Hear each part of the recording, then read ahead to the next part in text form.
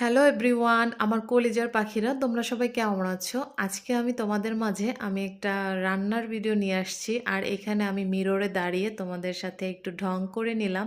দেখো, আমি একটা ঢঙ্গি মেয়ে, তাই না? একটু ঢং করতে পছন্দ করি। তো যাই হোক, আমি আজকে বাসায় মোটা চালের খিচুড়ি রান্না করছি, তো এইটা তোমাদের সাথে শেয়ার করতেছি। যদিও এটা আজকে না, কয়েকদিন আগে আমি খাইছি, তো ভিডিওটা আমি লেট করে আপলোড করতেছি।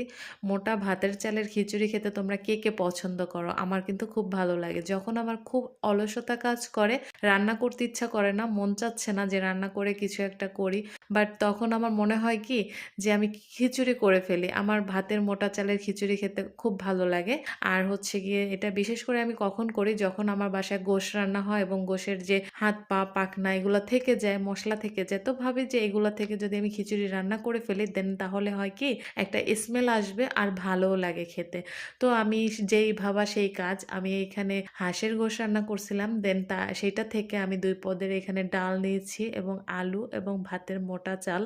আমার বাসায় না আসলে সচরাচর খিচুড়ি রান্না হয় না। আমার যখন একদমই মুড সুইং হয়, রান্না করতে ভালো লাগে না, তখন আমি একদম বিপদে পড়ে হয়তো একদিন রান্না করে ফেলি। আর বিশেষ করে এটা আরিয়ানের একদমই পছন্দ না, ও খিচুড়ি পছন্দই করে না। কি করার, আমার যখন একদম আলসেমি লাগে তখন আমি এই কাজটা করে ফেলি। তো যাই হোক, আমার খিচুড়ি কিন্তু অলমোস্ট ডান। আমি এখন সিটি তুলে ফেলবো। সিটি তোলার পরে না দেখতে ভালোই লাগে, মনে হয় যেন এখনই খেয়ে ফেলি, আমার এত পছন্দ।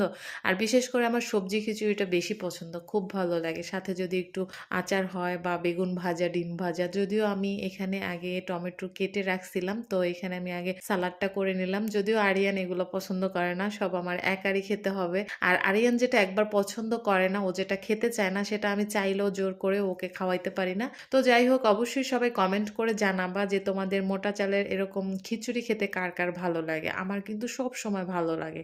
এই দেখো, এটা ফাইনাল লুক আমার। একদমই খাবার রেডি, আমি প্লেটে সাজাই নিয়ে আসছি। এখানে আমি একটু সালাদ করে নিয়েছি টমেটো, পেঁয়াজ এবং কাঁচামরিচ দিয়ে। আর এই প্লেটে খাবার নিচ্ছি, এটা আরিয়ানকেও খাওয়াবো, আমিও খাবো। কেমন হয়েছে বলতে ভুলবা না কিন্তু, হ্যাঁ? আর এখানে দেখো, আমি কিন্তু তোমাদেরকে লোভ লাগাই দিয়ে খাইতেছি। তোমরা সবাই আমাকে বকা দিও না কিন্তু, হ্যাঁ? ভালো থেকো, বাই বাই।